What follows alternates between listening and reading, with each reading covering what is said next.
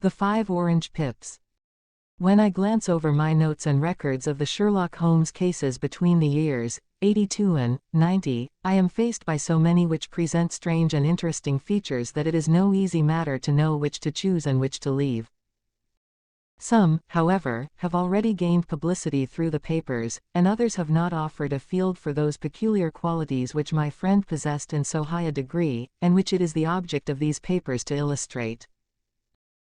Some, too, have baffled his analytical skill, and would be, as narratives, beginnings without an ending, while others have been but partially cleared up, and have their explanations founded rather upon conjecture and surmise than on that absolute logical proof which was so dear to him.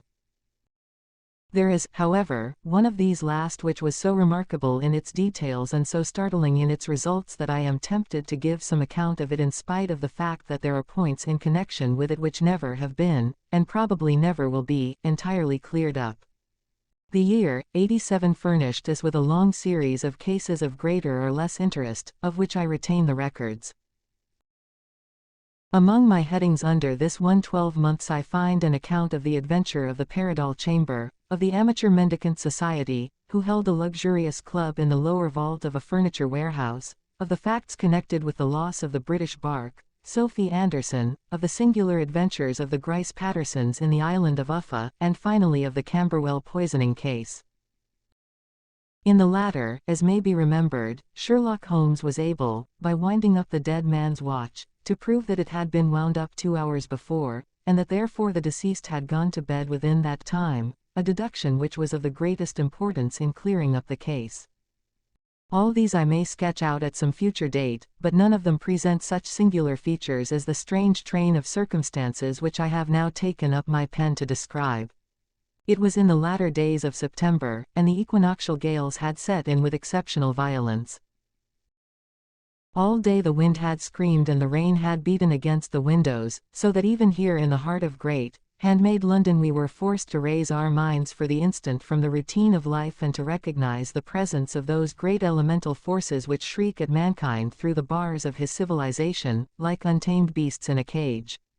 As evening drew in, the storm grew higher and louder, and the wind cried and sobbed like a child in the chimney. Sherlock Holmes sat moodily at one side of the fireplace cross-indexing his records of crime, while I at the other was deep in one of Clark Russell's fine sea stories until the howl of the gale from without seemed to blend with the text, and the splash of the rain to lengthen out into the long swash of the sea waves. My wife was on a visit to her mother's, and for a few days I was a dweller once more in my old quarters at Baker Street. "Why," said I, glancing up at my companion, "that was surely the bell. Who could come tonight? Some friend of yours, perhaps." "Except yourself I have none," he answered. "I do not encourage visitors." "A client, then? If so, it is a serious case. Nothing less would bring a man out on such a day and at such an hour. But I take it that it is more likely to be some crony of the landlady's." Sherlock Holmes was wrong in his conjecture, however, for there came a step in the passage and a tapping at the door. He stretched out his long arm to turn the lamp away from himself and towards the vacant chair upon which a newcomer must sit. "Come in," said he. The man who entered was young, some 22 at the outside, well-groomed and trimly clad, with something of refinement and delicacy in his bearing. The streaming umbrella which he held in his hand, and his long shining waterproof told of the fierce weather through which he had come. He looked about him anxiously in the glare of the lamp, and I could see that his face was pale and his eyes heavy, like those of a man who is weighed down with some great anxiety. "I owe you an apology," he said, raising his golden pince-nez to his eyes. "I trust that I am not intruding. I fear that I have brought some traces of the storm and rain into your snug chamber." "Give me your coat and umbrella," said Holmes. "They may rest here on the hook and will be dry presently. You have come up from the southwest, I see." "Yes, from Horsham. That clay and chalk mixture which I see upon your toe caps is quite distinctive." "I have come for advice." "That is easily got. And help." "That is not always so easy." "I have heard of you, Mr. Holmes. I heard from Major Prendergast how you saved him in the Tankerville Club scandal." "Ah, of course. He was wrongfully accused of cheating at cards. He said that you could solve anything. He said too much. That you are never beaten. I have been beaten 4 times, 3 times by men, and once by a woman. But what is that compared with the number of your successes? It is true that I have been generally successful. Then you may be so with me. I beg that you will draw your chair up to the fire and favor me with some details as to your case. It is no ordinary one. None of those which come to me are. I am the last court of appeal. And yet I question, sir, whether, in all your experience, you have ever listened to a more mysterious and inexplicable chain of events than those which have happened in my own family. You fill me with interest, said Holmes. Pray give us the essential facts from the commencement, and I can afterwards question you as to those details which seem to me to be most important. The young man pulled his chair up and pushed his wet feet out towards the blaze. My name, said he, is John Openshaw, but my own affairs have, as far as I can understand, little to do with this awful business. It is a hereditary matter, so in order to give you an idea of the facts, I must go back to the commencement of the affair. You must know that my grandfather had 2 sons, my uncle Elias and my father Joseph. My father had a small factory at Coventry, which he enlarged at the time of the invention of bicycling. He was a patentee of the Openshaw unbreakable tire, and his business met with such success that he was able to sell it and to retire upon a handsome competence. My uncle Elias emigrated to America when he was a young man and became a planter in Florida, where he was reported to have done very well. At the time of the war he fought in Jackson's army, and afterwards under Hood, where he rose to be a colonel. When Lee laid down his arms my uncle returned to his plantation, where he remained for 3 or 4 years. About 1869 or 1870 he came back to Europe and took a small estate in Sussex, near Horsham. He had made a very considerable fortune in the States, and his reason for leaving them was his aversion to the Negroes, and his dislike of the Republican policy in extending the franchise to them. He was a singular man, fierce and quick-tempered, very foul-mouthed when he was angry, and of a most retiring disposition. During all the years that he lived at Horsham, I doubt if ever he set foot in the town. He had a garden and 2 or 3 fields round his house, and there he would take his exercise, though very often for weeks on end he would never leave his room. He drank a great deal of brandy and smoked very heavily, but he would see no society and did not want any friends, not even his own brother.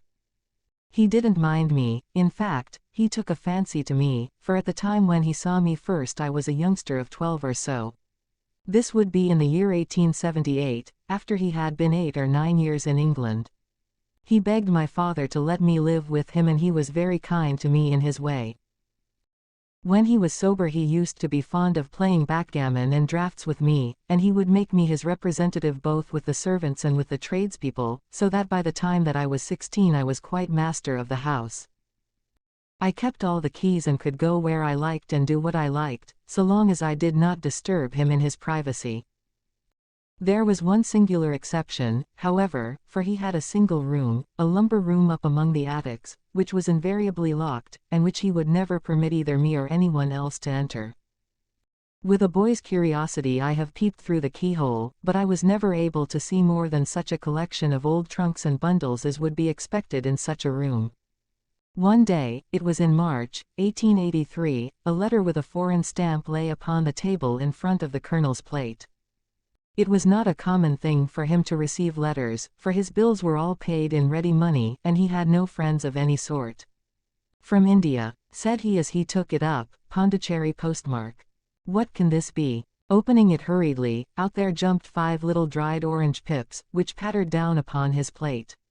I began to laugh at this, but the laugh was struck from my lips at the sight of his face. His lip had fallen, his eyes were protruding, his skin the color of putty, and he glared at the envelope which he still held in his trembling hand. K. He shrieked, and then, my God, my sins have overtaken me. "What is it, uncle?" I cried. "Death," said he, and rising from the table he retired to his room, leaving me palpitating with horror. I took up the envelope and saw scrawled in red ink upon the inner flap, just above the gum, the letter K 3 times repeated. There was nothing else save the 5 dried pips. What could be the reason of his overpowering terror? I left the breakfast table, and as I ascended the stair I met him coming down with an old rusty key, which must have belonged to the attic, in one hand, and a small brass box, like a cash box, in the other.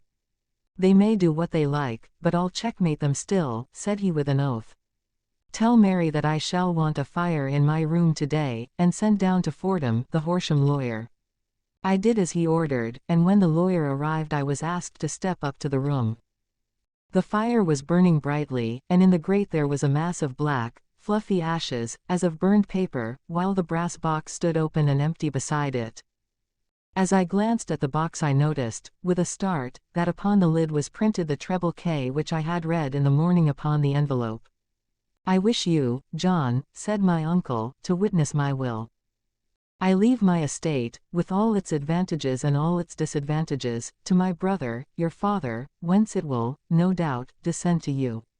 If you can enjoy it in peace, well and good. If you find you cannot, take my advice, my boy, and leave it to your deadliest enemy. I am sorry to give you such a two-edged thing, but I can't say what turn things are going to take. Kindly sign the paper where Mr.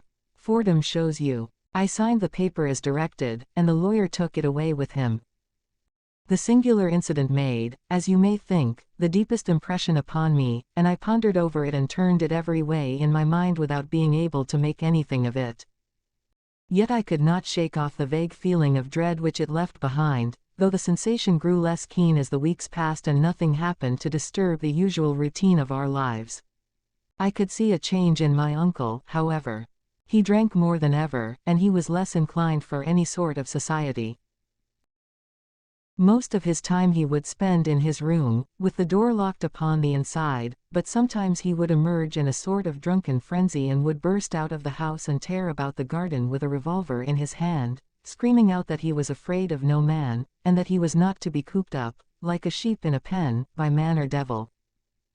When these hot fits were over, however, he would rush tumultuously in at the door and lock and bar it behind him, like a man who can brazen it out no longer against the terror which lies at the roots of his soul. At such times I have seen his face, even on a cold day, glisten with moisture, as though it were new raised from a basin. "Well, to come to an end of the matter, Mr. Holmes, and not to abuse your patience, there came a night when he made one of those drunken sallies from which he never came back. We found him, when we went to search for him, face downward in a little green scummed pool, which lay at the foot of the garden. There was no sign of any violence, and the water was but 2 feet deep, so that the jury, having regard to his known eccentricity, brought in a verdict of suicide. But I, who knew how he winced from the very thought of death, had much ado to persuade myself that he had gone out of his way to meet it. The matter passed, however, and my father entered into possession of the estate, and of some £14,000, which lay to his credit at the bank. "One moment," Holmes interposed, "your statement is, I foresee, one of the most remarkable to which I have ever listened. Let me have the date of the reception by your uncle of the letter, and the date of his supposed suicide." The letter arrived on March 10, 1883. His death was 7 weeks later, upon the night of May 2. "Thank you. Pray proceed." When my father took over the Horsham property, he, at my request, made a careful examination of the attic, which had been always locked up. We found the brass box there, although its contents had been destroyed. On the inside of the cover was a paper label, with the initials of K. Repeated upon it, and letters, memoranda, receipts, and a register, written beneath. These, we presume, indicated the nature of the papers which had been destroyed by Colonel Openshaw. For the rest, there was nothing of much importance in the attic save a great many scattered papers and notebooks bearing upon my uncle's life in America. Some of them were of the war time and showed that he had done his duty well and had borne the repute of a brave soldier. Others were of a date during the reconstruction of the Southern states, and were mostly concerned with politics, for he had evidently taken a strong part in opposing the carpet-bag politicians who had been sent down from the North. Well, it was the beginning of '84 when my father came to live at Horsham, and all went as well as possible with us until the January of '85. On the 4th day after the New Year I heard my father give a sharp cry of surprise as we sat together at the breakfast table. There he was, sitting with a newly opened envelope in one hand and 5 dried orange pips in the outstretched palm of the other one. He had always laughed at what he called my cock and bull story about the colonel, but he looked very scared and puzzled now that the same thing had come upon himself. "Why, what on earth does this mean, John?" he stammered. My heart had turned to lead. "It is K, said I. He looked inside the envelope. "So it is," he cried. "Here are the very letters. But what is this written above them?" "Put the papers on the sundial," I read, peeping over his shoulder. "What papers? What sundial?" he asked. "The sundial in the garden." "There is no other," said I, "but the papers must be those that are destroyed." "Pooh," said he, gripping hard at his courage. "We are in a civilized land here, and we can't have tomfoolery of this kind. Where does the thing come from?" "From Dundee," I answered, glancing at the postmark. "Some preposterous practical joke," said he. "What have I to do with sundials and papers? I shall take no notice of such nonsense." "I should certainly speak to the police," I said. "And be laughed at for my pains." "Nothing of the sort." "Then let me do so."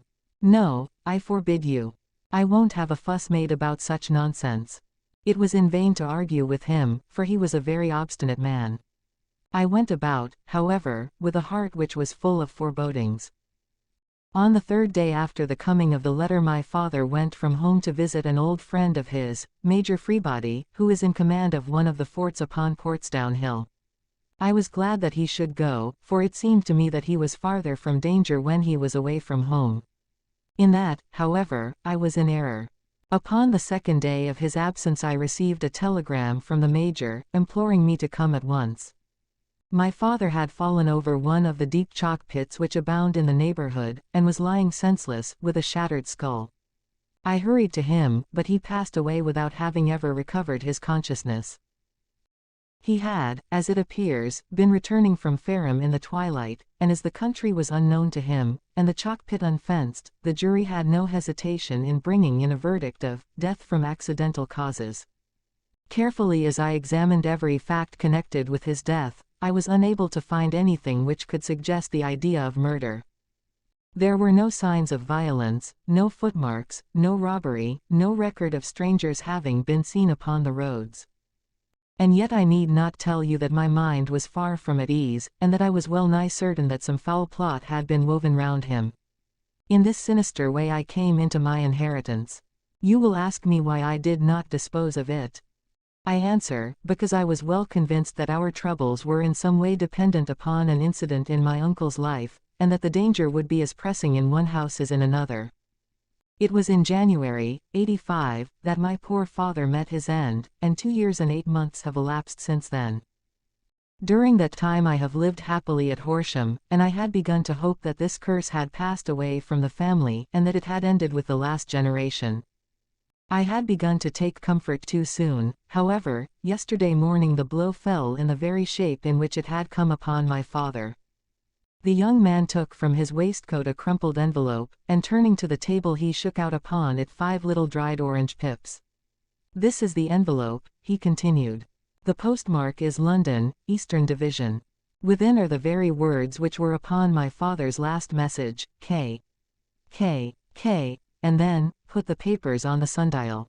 "What have you done?" asked Holmes. Nothing. To tell the truth," he sank his face into his thin, white hands, "I have felt helpless. I have felt like one of those poor rabbits when the snake is writhing towards it. I seem to be in the grasp of some resistless, inexorable evil, which no foresight and no precautions can guard against." "Tut, cried Sherlock Holmes. "You must act, man, or you are lost.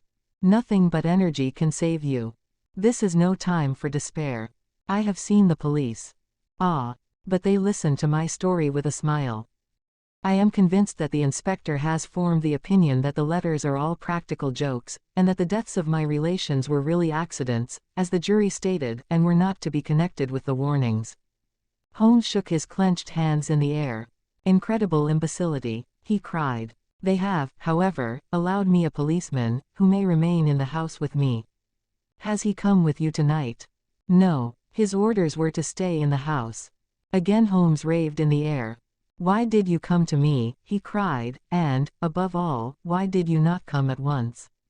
I did not know. It was only today that I spoke to Major Prendergast about my troubles and was advised by him to come to you. It is really 2 days since you had the letter. We should have acted before this. You have no further evidence, I suppose, than that which you have placed before us, no suggestive detail which might help us. There is one thing, said John Openshaw. He rummaged in his coat pocket, and, drawing out a piece of discolored, blue-tinted paper, he laid it out upon the table. I have some remembrance, said he, that on the day when my uncle burned the papers I observed that the small, unburned margins which lay amid the ashes were of this particular color. I found this single sheet upon the floor of his room, and I am inclined to think that it may be one of the papers which has, perhaps, fluttered out from among the others, and in that way has escaped destruction. Beyond the mention of pips, I do not see that it helps us much. I think myself that it is a page from some private diary. The writing is undoubtedly my uncle's.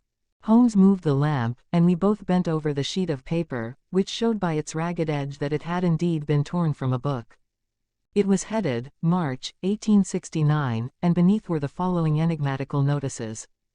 4th. Hudson came. Same old platform. 70th. Set the pips on Macaulay, Paramore, and John Swain, of St. Augustine. 9th. Macaulay cleared. 10th. John Swain cleared. 12th. Visited Paramore. All well. Thank you, said Holmes, folding up the paper and returning it to our visitor. And now you must on no account lose another instant. We cannot spare time even to discuss what you have told me. You must get home instantly and act. What shall I do? There is but one thing to do. It must be done at once. You must put this piece of paper which you have shown us into the brass box which you have described. You must also put in a note to say that all the other papers were burned by your uncle, and that this is the only one which remains. You must assert that in such words as will carry conviction with them. Having done this, you must at once put the box out upon the sundial, as directed.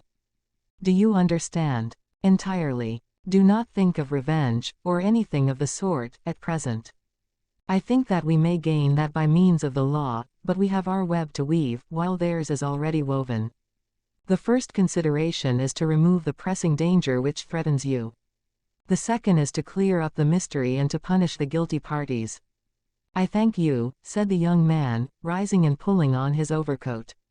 You have given me fresh life and hope. I shall certainly do as you advise. Do not lose an instant. And, above all, take care of yourself in the meanwhile, for I do not think that there can be a doubt that you are threatened by a very real and imminent danger. How do you go back? By train from Waterloo. It is not yet 9. The streets will be crowded, so I trust that you may be in safety. And yet you cannot guard yourself too closely. I am armed. That is well. Tomorrow I shall set to work upon your case. I shall see you at Horsham, then. No, your secret lies in London. It is there that I shall seek it. Then I shall call upon you in a day, or in 2 days, with news as to the box and the papers. I shall take your advice in every particular. He shook hands with us and took his leave. Outside the wind still screamed and the rain splashed and pattered against the windows. This strange, wild story seemed to have come to us from amid the mad elements, blown in upon us like a sheet of seaweed in a gale, and now to have been reabsorbed by them once more. Sherlock Holmes sat for some time in silence, with his head sunk forward and his eyes bent upon the red glow of the fire. Then he lit his pipe, and leaning back in his chair he watched the blue smoke rings as they chased each other up to the ceiling. I think, Watson, he remarked at last, that of all our cases we have had none more fantastic than this. Save, perhaps, the sign of 4. Well, yes. Save, perhaps, that. And yet this John Openshaw seems to me to be walking amid even greater perils than did the Sholtos. But have you, I asked, formed any definite conception as to what these perils are? There can be no question as to their nature, he answered. Then what are they? Who is this K, and why does he pursue this unhappy family? Sherlock Holmes closed his eyes and placed his elbows upon the arms of his chair, with his fingertips together. The ideal reasoner, he remarked, would, when he had once been shown a single fact in all its bearings, deduce from it not only all the chain of events which led up to it but also all the results which would follow from it. As Cuvier could correctly describe a whole animal by the contemplation of a single bone, so the observer who has thoroughly understood one link in a series of incidents should be able to accurately state all the other ones, both before and after. We have not yet grasped the results which the reason alone can attain to. Problems may be solved in the study which have baffled all those who have sought a solution by the aid of their senses. To carry the art, however, to its highest pitch, it is necessary that the reasoner should be able to utilize all the facts which have come to his knowledge, and this in itself implies, as you will readily see, a possession of all knowledge, which, even in these days of free education and encyclopedias, is a somewhat rare accomplishment. It is not so impossible, however, that a man should possess all knowledge which is likely to be useful to him in his work, and this I have endeavored in my case to do. If I remember rightly, you on one occasion, in the early days of our friendship, defined my limits in a very precise fashion. Yes, I answered, laughing. It was a singular document. Philosophy, astronomy, and politics were marked at 0, I remember. Botany variable, geology profound as regards the mud stains from any region within 50 miles of town, chemistry eccentric, anatomy unsystematic, sensational literature and crime records unique, violin player, boxer, swordsman, lawyer, and self-poisoner by cocaine and tobacco. Those, I think, were the main points of my analysis. Holmes grinned at the last item. Well, he said, I say now, as I said then, that a man should keep his little brain attic stocked with all the furniture that he is likely to use, and the rest he can put away in the lumber room of his library, where he can get it if he wants it. Now, for such a case as the one which has been submitted to us tonight, we need certainly to muster all our resources. Kindly hand me down the letter K of the American Encyclopedia, which stands upon the shelf beside you. Thank you. Now let us consider the situation and see what may be deduced from it. In the first place, we may start with a strong presumption that Colonel Openshaw had some very strong reason for leaving America. Men at his time of life do not change all their habits and exchange willingly the charming climate of Florida for the lonely life of an English provincial town. His extreme love of solitude in England suggests the idea that he was in fear of someone or something, so we may assume as a working hypothesis that it was fear of someone or something which drove him from America. As to what it was he feared, we can only deduce that by considering the formidable letters which were received by himself and his successors. Did you remark the postmarks of those letters? The first was from Pondicherry, the second from Dundee, and the third from London. From East London. What do you deduce from that? They are all seaports. That the writer was on board of a ship. Excellent. We have already a clue. There can be no doubt that the probability, the strong probability, is that the writer was on board of a ship. And now let us consider another point. In the case of Pondicherry, 7 weeks elapsed between the threat and its fulfillment. In Dundee it was only some 3 or 4 days. Does that suggest anything? A greater distance to travel. But the letter had also a greater distance to come. Then I do not see the point. There is at least a presumption that the vessel in which the man or men are is a sailing ship. It looks as if they always send their singular warning or token before them when starting upon their mission. You see how quickly the deed followed the sign when it came from Dundee. If they had come from Pondicherry in a steamer they would have arrived almost as soon as their letter. But, as a matter of fact, 7 weeks elapsed. I think that those 7 weeks represented the difference between the mail boat which brought the letter and the sailing vessel which brought the writer. It is possible. More than that. It is probable. And now you see the deadly urgency of this new case, and why I urged young Openshaw to caution. The blow has always fallen at the end of the time which it would take the senders to travel the distance. But this one comes from London, and therefore we cannot count upon delay. Good God! I cried. What can it mean, this relentless persecution?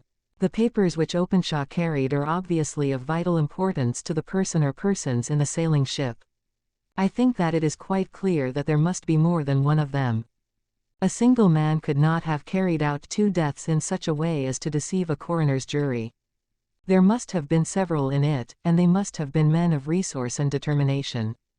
Their papers they mean to have, be the holder of them who it may. In this way K ceases to be the initials of an individual and becomes the badge of a society. But of what society? Have you never, said Sherlock Holmes, bending forward and sinking his voice, have you never heard of the Ku Klux Klan? I never have. Holmes turned over the leaves of the book upon his knee. Here it is, said he presently. Ku Klux Klan. A name derived from the fanciful resemblance to the sound produced by cocking a rifle.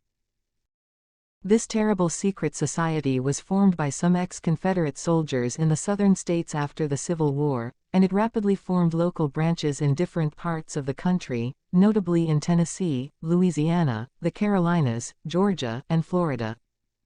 Its power was used for political purposes, principally for the terrorizing of the Negro voters and the murdering and driving from the country of those who were opposed to its views. Its outrages were usually preceded by a warning sent to the marked man in some fantastic but generally recognized shape, a sprig of oak leaves in some parts, melon seeds or orange pips in others. On receiving this, the victim might either openly abjure his former ways, or might fly from the country. If he braved the matter out, death would unfailingly come upon him, and usually in some strange and unforeseen manner. So perfect was the organization of the society, and so systematic its methods, that there is hardly a case upon record where any man succeeded in braving it with impunity, or in which any of its outrages were traced home to the perpetrators. For some years the organization flourished in spite of the efforts of the United States government and of the better classes of the community in the South. Eventually, in the year 1869, the movement rather suddenly collapsed, although there have been sporadic outbreaks of the same sort since that date. You will observe, said Holmes, laying down the volume, that the sudden breaking up of the society was coincident with the disappearance of Openshaw from America with their papers. It may well have been cause and effect. It is no wonder that he and his family have some of the more implacable spirits upon their track. You can understand that this register and diary may implicate some of the first men in the South, and that there may be many who will not sleep easy at night until it is recovered. Then the page we have seen is such as we might expect. It ran, if I remember right, sent the pips to A, B, and C, that is, sent the society's warning to them. Then there are successive entries that A and B cleared, or left the country, and finally that C was visited, with, I fear, a sinister result for C. Well, I think, Doctor, that we may let some light into this dark place, and I believe that the only chance young Openshaw has in the meantime is to do what I have told him. There is nothing more to be said or to be done tonight, so hand me over my violin and let us try to forget for half an hour the miserable weather and the still more miserable ways of our fellow men. It had cleared in the morning, and the sun was shining with a subdued brightness through the dim veil which hangs over the great city. Sherlock Holmes was already at breakfast when I came down. You will excuse me for not waiting for you, said he. I foresee, a very busy day before me in looking into this case of young Openshaw's. What steps will you take? I asked. It will very much depend upon the results of my first inquiries. I may have to go down to Horsham, after all. You will not go there first. No, I shall commence with the city. Just ring the bell and the maid will bring up your coffee. As I waited, I lifted the unopened newspaper from the table and glanced my eye over it. It rested upon a heading which sent a chill to my heart. Holmes, I cried, you are too late. Ah, said he, laying down his cup, I feared as much. How was it done? He spoke calmly, but I could see that he was deeply moved. My eye caught the name of Openshaw, and the heading, Tragedy near Waterloo Bridge. Here is the account. Between 9 and 10 last night Police Constable Cook, of the H Division, on duty near Waterloo Bridge, heard a cry for help and a splash in the water. The night, however, was extremely dark and stormy, so that, in spite of the help of several passers-by, it was quite impossible to effect a rescue. The alarm, however, was given, and, by the aid of the water police, the body was eventually recovered. It proved to be that of a young gentleman whose name, as it appears from an envelope which was found in his pocket, was John Openshaw, and whose residence is near Horsham.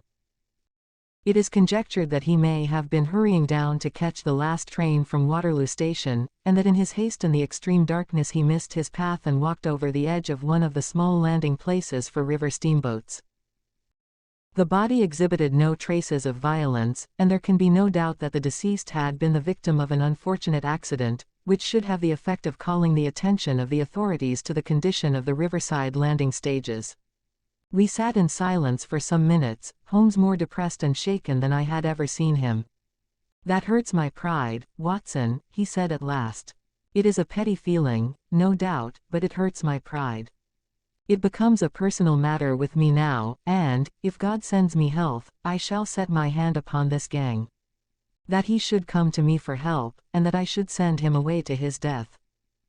He sprang from his chair and paced about the room in uncontrollable agitation, with a flush upon his sallow cheeks and a nervous clasping and unclasping of his long thin hands.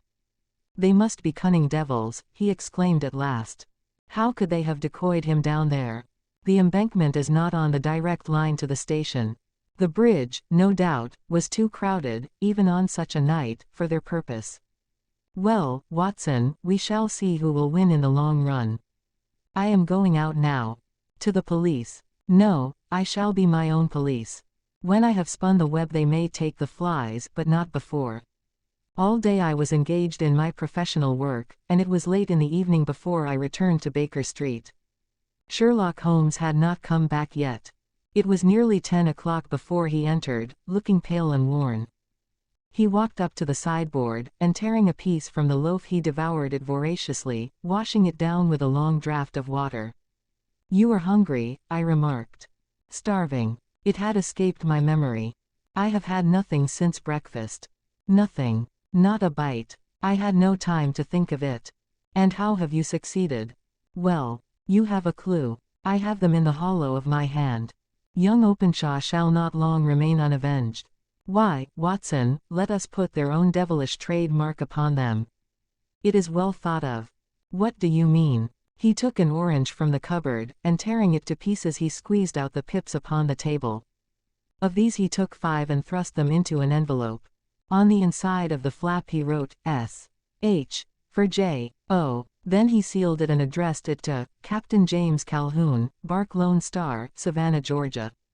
"That will await him when he enters port," said he, chuckling. "It may give him a sleepless night. He will find it as sure a precursor of his fate as Openshaw did before him." "And who is this Captain Calhoun?" "The leader of the gang. I shall have the others, but he first."